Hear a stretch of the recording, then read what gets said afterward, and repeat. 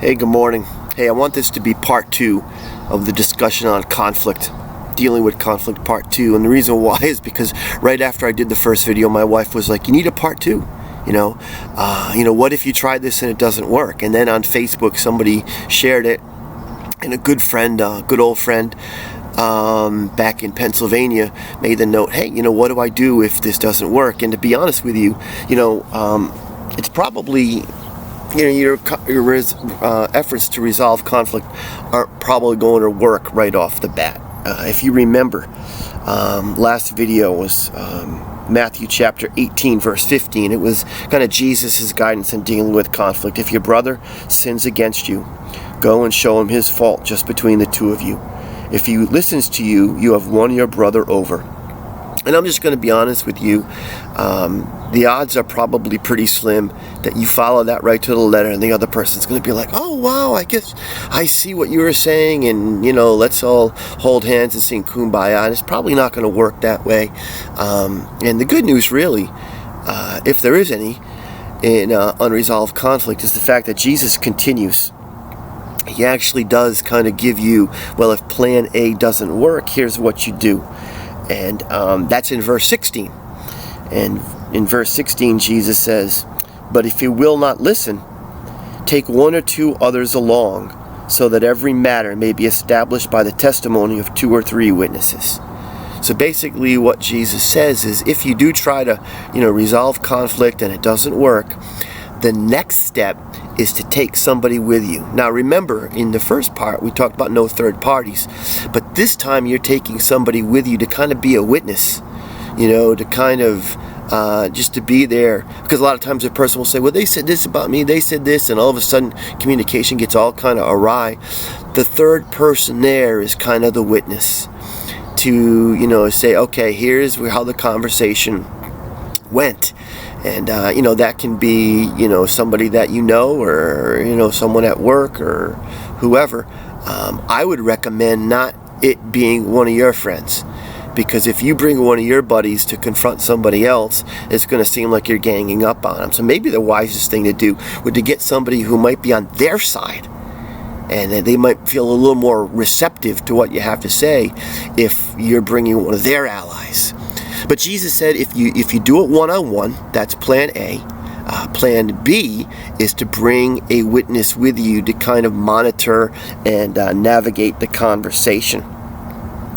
If that doesn't work, then Jesus says in verse 17, part A, if he refuses to listen to them, he says, tell it to the church. In other words, bring it to an authority. Or maybe your chain of command, maybe your supervisor at work, and so it would work this way.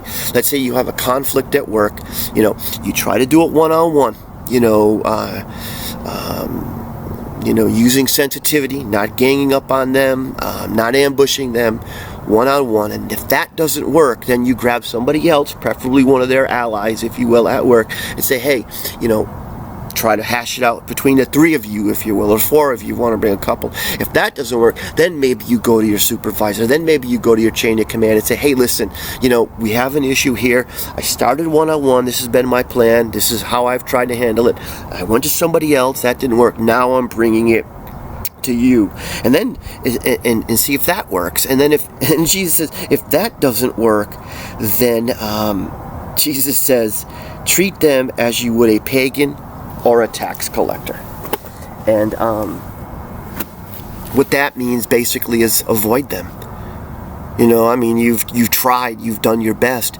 Now there's nothing that you can do about it. And it brings us to a couple of principles in regards to dealing with conflict. Just some things to remember. Number 1 comes from the book of Romans chapter 12 verse 18. It's an overwhelming, overarching principle in regards to conflict. And Romans chapter 12, verse 18 says, if it is possible, do your best to live at peace with everyone. Do your best to live at peace with everyone. The best that you can do is your best. Conflict resolution, living at peace with someone, is a two-way street.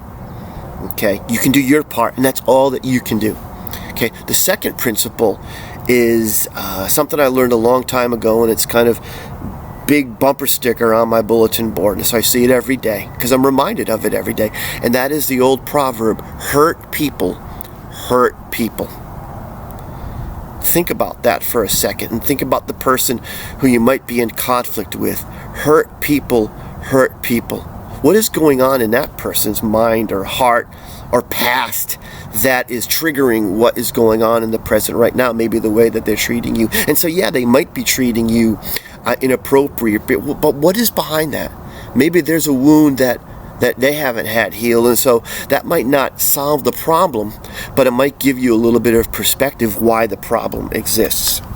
And then the last thing is, and this might sound kind of harsh, but I told my friend in Pennsylvania, I said, if you try all of this and it doesn't work, read the book of Lamentations. And the book of Lamentations in the Bible is a bunch of cries out to God, of basically saying, here's how bad my life is. Here's how awful things are. And, it's just a matter of, this might be just something that you just need to live with. You can cry out to God about it, but it's part of your reality. It's part of the cross that you need to bear. We live in a broken world full of broken people, and we're going to get cut sometimes living in this broken world. And this might be something that is just going to have to be something part of the life that you live. And I hate to kind of just be frank like that, but that's really what it is. And so again, plan A, Matthew chapter 18, verse 15, do it one-on-one. The next verse 16, Jesus is bring a witness if that doesn't work.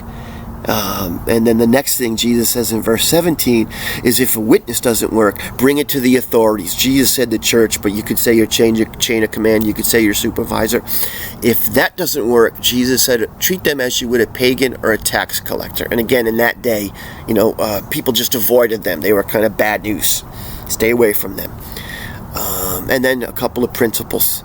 Number one, we do our best, and that's all we can do to live in peace with everyone. Number two is hurt people. And then number three is, we live in a broken world. And, we can cry out to God, who will always listen to us. But this might be part of the cross that we need to bear. So that being said, this is kind of bonus material. Have the best day possible and walk in peace.